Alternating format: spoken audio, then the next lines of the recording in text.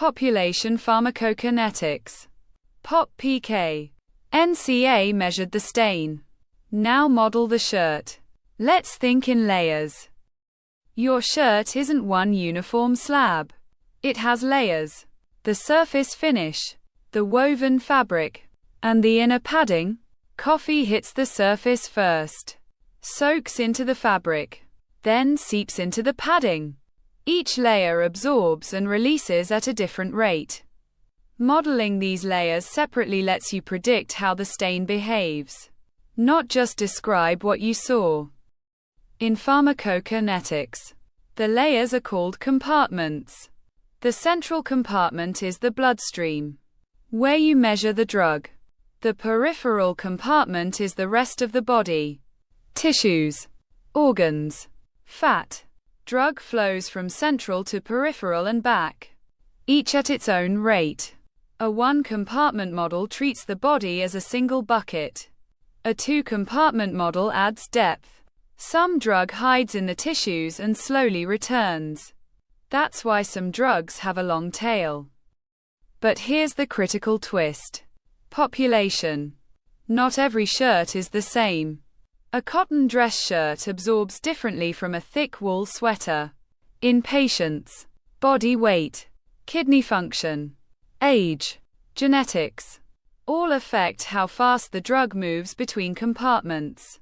PopPK estimates not just the typical rates but the variability around them. The typical patient clears the drug at rate X, but the spread is plus or minus 30%. That variability is the signal, not the noise. And PopPK explains that variability with covariates. Heavier patients have a larger central compartment. Like a bigger shirt absorbs more coffee. Patients with reduced kidney function clear slower. Like a shirt that can't be wrung out. By linking patient characteristics to PK parameters, PopPK can predict the concentration curve for a patient you've never dosed before, just from their demographics. That's the power NCA didn't have. NCA describes one curve. PopPK predicts new ones. What happens at double the dose? PopPK predicts it. What about a patient with low kidney function? PopPK predicts it. What concentration will this patient have at hour 8? PopPK gives you a number, with a confidence interval. To recap, the body has compartments, layers that absorb and release. PopPK estimates the rates for a whole population, not just one patient.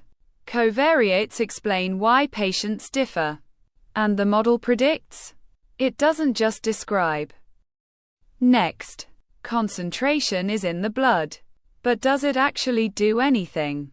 That's PK, PD. Exposure response. Like and subscribe. See you in the next one.